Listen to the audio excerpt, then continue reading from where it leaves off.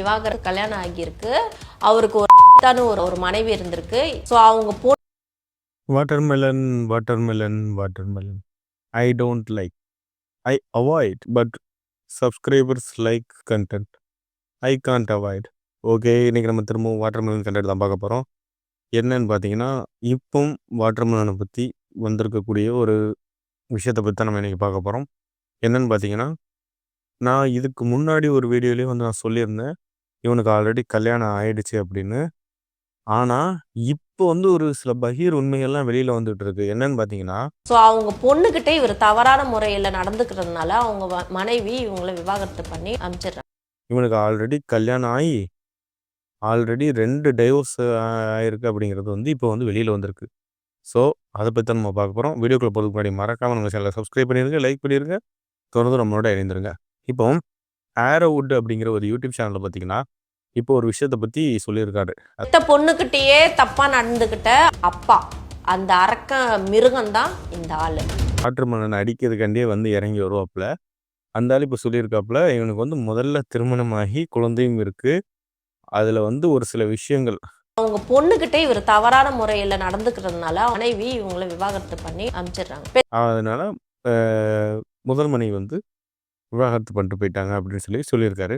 2வது கல்யாணமாகி 1 மாதத்துக்குள்ளேயே அந்த மனைவியும் விட்டுட்டு போயிட்டாங்க அப்படின்னு. அதுபோக நிறையா வந்து ஒரு விதமான பெண்கள் விஷயத்தில் வீக்னஸான ஆள் தான் வந்து இந்த திவாகர் அப்படிங்கிற மாதிரி அந்த சுற்று வட்டாரங்களை செய்ய விட்டு இவரை வந்து ஆல்ரெடி கவுன்சிலிருந்து பேன் பண்ணி வச்சுருக்கதாகவும், அதாவது இதுக்கு முன்னாடி பேன் பண்ணாகவும் இவர் மேலே கவுன்சிலில் ஏகப்பட்ட கம்ப்ளைண்ட் போனதாகவும் வந்து சொல்லப்பட்டிருக்கு. ஓகேவா? அதுதான் வந்து அந்த ஆரோட்ங்கிற யூடியூப் சேனலில் அவர் வந்து இன்டர்வியூ கொடுத்துருக்காரு. இதுக்கு இவன் நம்ம தண்ணி போன ஒரு ரிப்ளை கொடுத்துருக்கான்.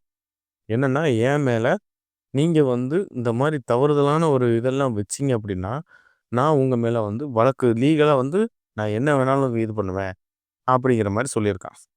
மாப்பி தப்பான விஷயத்த சொன்னாதான் வந்து நீ வந்து வழக்கு தொடர முடியும். ஓகேவா? நீ பண்ண விஷயத்த, உன் வாழ்க்கையில் நடந்த விஷயத்த யாருனாலும் சொல்லலாம். அதே மாதிரி ஒரு விஷயம் நல்லா தெரிஞ்சுக்கோ. இப்போ சமீபத்தில் ஒரு வழக்கு ஒன்று, அந்த வழக்கில் என்ன நடந்திருக்கு அப்படின்னா, நீங்கள் வந்து உங்கள் மேலே ஒரு தவறுதலான இது போட்டிருக்காங்க, டெஃபிமேஷன் கேஸ் போடணும்னா, நீங்கள் பப்ளிக் ஃபிகராக இருந்தீங்கன்னா, நீங்கள் அதை அவாய்ட் பண்ணிட்டு போயிடுங்க அப்படின்னு சொல்லிட்டு ஜட்ஜஸே வந்து ஒரு வழக்கு போட்டிருக்காங்க. ஏன்னா, பொய் ரொம்ப நாள் நிலைக்க போகிறதில்ல. அவங்க பேசுவாங்க, எவ்வளோ நாள் பொய்யே பேசிட முடியும் அப்படிங்கிற மாதிரி தான் வந்து இப்போ அதாவது கோர்ட்லேயே தீர்ப்பாயிருக்கு. நீங்கள் அதுக்கெல்லாம் வந்து நீங்கள் வழக்கு போட்டுக்கிட்டே இருந்தீங்கன்னா, வழக்கு இங்கே கோர்ட்டில் வந்து எவ்வளோ முக்கியமான வழக்குகளை கூட விசாரிக்க முடியாமல் போயிடுது இதனால் அப்படின்னு சொல்லி ஜட்ஜஸே வந்து தீர்ப்பு கொடுத்துருக்காங்க. இந்த மாதிரி யூடியூப்பில் பேசுகிறது, மீடியாவில் பேசுகிறது, இதுக்கெல்லாம் வந்து வழக்கு போட முடியாது அப்படிங்கிற மாதிரி சொல்லிட்டாங்க. ஸோ அதை முதல்ல தெரிஞ்சுக்கோங்க மிஸ்டர் திவாகர். சரியா? எடுத்த உடனே இன்னும் எல்லா செலிப்ரிட்டியும் சொல்கிறாங்க, நானும் செலிப்ரிட்டி ஆகணுங்கிறதுக்காண்டியே வந்து நான் வந்து இந்த வார்த்தையை பேசுவேன் அப்படின்னு நினச்சி பேசாதீங்க. முதல்ல அதை தெரிஞ்சுக்கோங்க. ஓகே. 2வது, நான் வந்து டாக்டர்னு சொல்கிறதுக்கு இனிமேல் இவனுக்கு தகுதி கிடையாது. ஏன்னு பார்த்தீங்கன்னா, கிட்டத்தட்ட ஒரு 2 வருட காலமாகவே வந்து ப்ராக்டிஸ் பண்ணலை. ஓகேவா? ப்ராக்டிஸில் இல்லை, கிளினிக்கை திறக்கலை, ப்ராக்டிஸ் பண்ணல.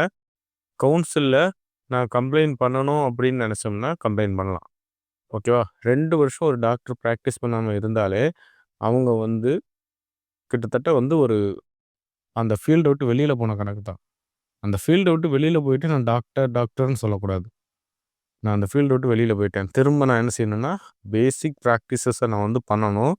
அதுக்கப்புறம் கொஞ்சம் கொஞ்சமாக ப்ராக்டிஸ் பண்ணி அதுக்கப்புறம் தான் நான் வந்து சொல்ல முடியும். ப்ராக்டிஸ்லேயே இருக்க டாக்டர்ஸ் தான் வந்து ஐ எம் அ டாக்டர் அப்படின்னு சொல்ல முடியும். நீங்கள் வந்து செலிப்ரிட்டியாக இருக்கிறதுக்காண்டி டாக்டர்னு சொல்ல முடியாது. இந்த இண்டஸ்ட்ரியில் வந்து டாக்டர்ஸ் நிறைய பேர் இருக்காங்க, சினிமா இண்டஸ்ட்ரியில்.